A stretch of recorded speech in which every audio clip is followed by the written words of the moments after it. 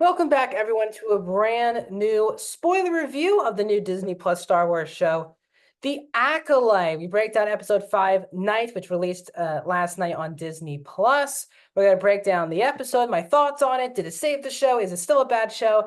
I'm going to let you know in this spoiler review. So if you're new to the channel, welcome to the channel. Get us to 220 subscribers by hitting that subscribe button and ringing that bell for notifications. I do daily movie and TV show reviews, a box office show every single Tuesday. I also do out-of-theater reactions and ranking videos daily here on the channel.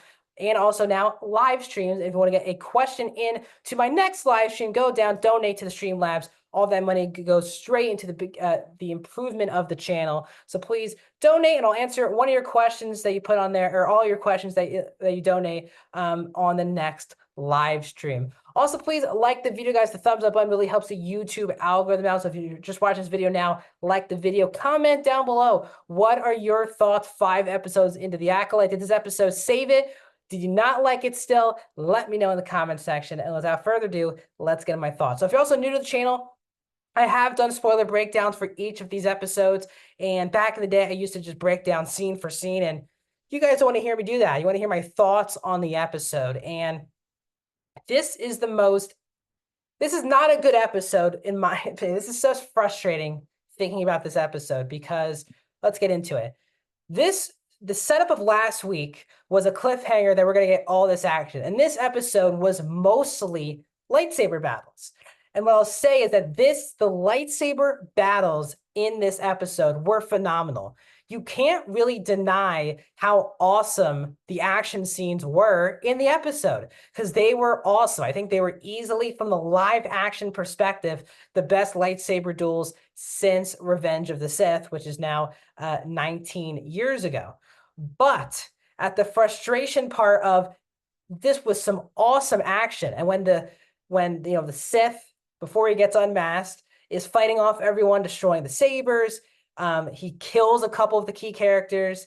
It was cool action scenes. It was a mixture of that Kung Fu Matrix fight element mixed in with Star Wars, which I thought was done very well.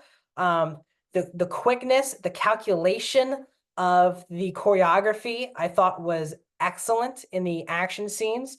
And I was like, this is the show from an action perspective that I was expecting, because this is supposed to be Jedi in their prime.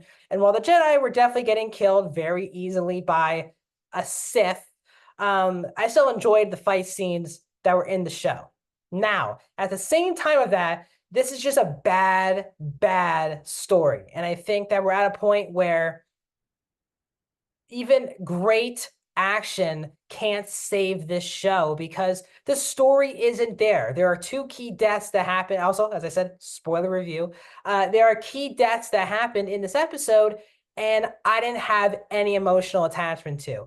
We get even though the kill scenes for Jackie and Yord were really cool, where Jackie gets killed 3 times in the chest, just impaled, and then the Sith, I'm going to keep doing that because I don't believe this is a Sith that we're seeing.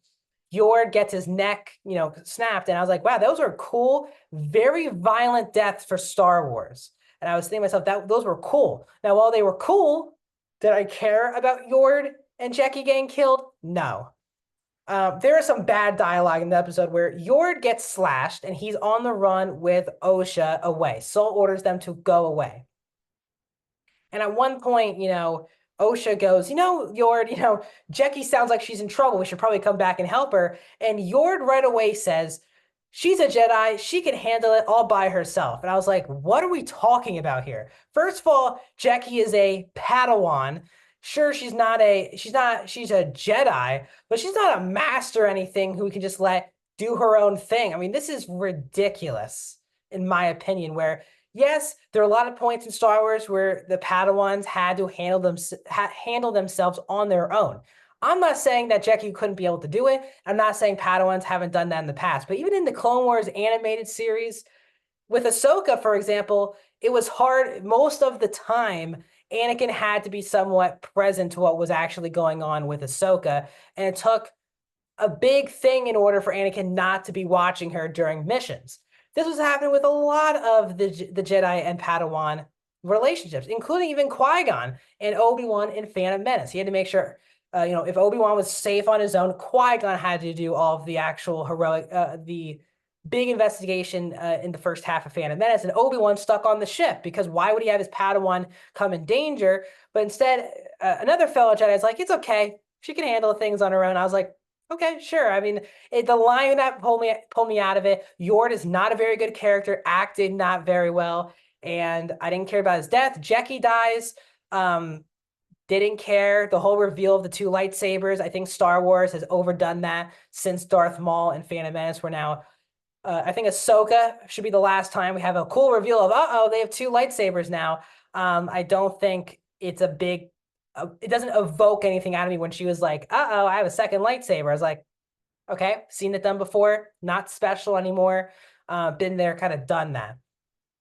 The biggest problem with this episode is with the character of May, because I talked about this last week and I said I wasn't going to say a firm opinion on it until they showed me what happened. Last week, last episode, May goes and tells, actually, she obviously did not know that Chimera was the actual Sith at the time, but she tells him, she says, I'm going to turn myself into the Jedi. I'm done doing this. It's impossible, first of all, to kill these people without a lightsaber or any kind of weapon. It's an impossible task.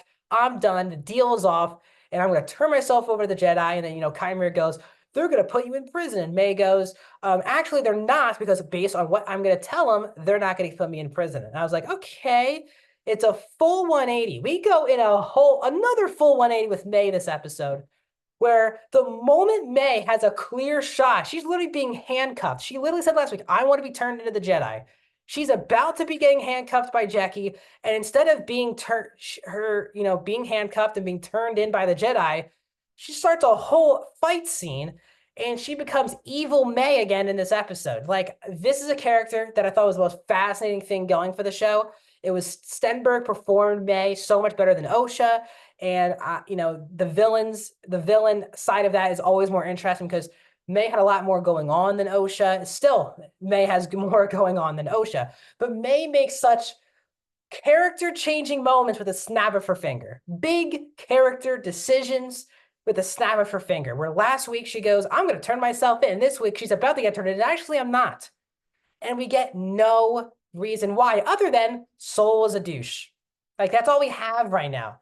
And Soul is another character who's interesting, but has become annoying because every single episode, he has to tell Osha, don't worry, I'll tell you later what's going on. Every time something pops up involving Soul and Osha, where someone's alluding to something, and Soul always has to go, it's okay, Osha, I'll explain it to you later. Like, it is just so repetitive of that dynamic. And then the reveal of Chimera, I mean, that was obvious. I told about it last week. It's going to be the most obvious twist or red herring ever, because they had to really make it someone else for you to be a little bit surprised. It was just obvious. And there was actually a point in the episode where you could tell the person was jacked. Manny Jacinto was jacked. And I was like, I don't remember Chimera being like overly muscular or anything. And then when he turned up, I guess he was. I didn't care about the reveal. He gets turned away by Bugs. And the whole episode, Chimera is trying to kill May. And the last scene of the episode is what he thinks is May. I'm going to get into that. That's another huge thing I want to get into. But he thinks May is on the ground. And after the whole episode, winging a lightsaber at her, only being stopped by a Jedi, he instead force heals her wounds and says a little speech while she's passed out. And I was like, we were trying to kill her all episode. Again, what changed?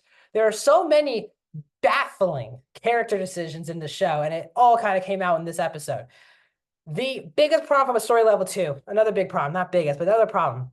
They do this twin magic thing of this double switch where Osha, May tries to make sure, they brainwashed, the Jedi brainwashed you.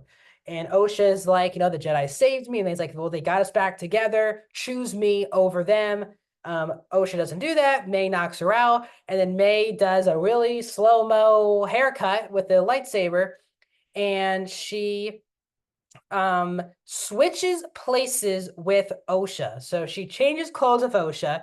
So now May as Osha is now going to Coruscant, I assume, with the Jedi, and now Osha now as May was stuck with Chimere at the end of the episode.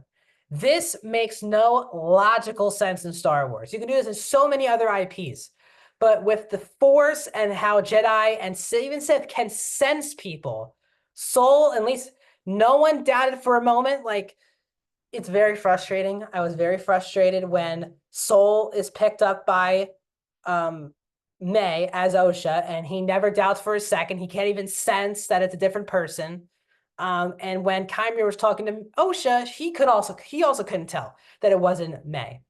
It doesn't make any sense in Star Wars, in my opinion, unless right away next week Soul goes, "Oh, I knew it was you and I took you prisoner," or something, because it didn't make any sense. This is a bad show that had, which is so frustrating because the action in this episode was incredible. The lightsaber duels were awesome and they were fun to watch, but the character decisions, you don't care about any of the characters. I didn't care about what was going on. There are such stupid character decisions, and really May has now become where each week you have no idea what she's going to do. And I think there's points where that can be exciting, but the writing has to make it feel exciting, except every other scene, May is a different person, in my opinion, just acting like a different person. The story isn't for me. This is definitely, for me, though, way more enjoyable than a lot of the shows so far because I enjoyed the lightsaber battles. They were fun. They were best lightsaber action since Revenge of the Sith. They were enjoyable. I was like laughing in excitement watching a lot of these action scenes. And then when it became the character-based, story-based things were going on, it was bad. And even the greatness of the action scenes in this episode did not save the show. It's still not a good show. And the goodwill of those action scenes can't overstate how bad of a script and writing that is, and the characters that are on display on screen. This has nothing to do with gender, race, anything like that. Because if you think that's why I'm attacking or not liking the show, that's on you. It's not. You're attacking me as a person. Then if you think that's why I'm attacking the show, I'm not. I'm all for seeing a female leads and a diverse Star Wars cast and a female head, showrunner. I'm all for that.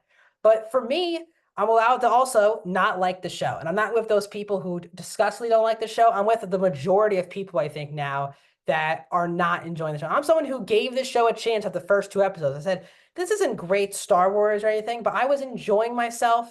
It was different. Nothing connected to the Skywalker saga. I said, I'm going to give this show a chance. Episode 3 and 4, I was like, this is bad. And the story is just not there. And in 3 episodes, it would take a near miracle for the show to turn around on a story level. Now the show has the action and the choreography that you now expect great action in the final 3 episodes.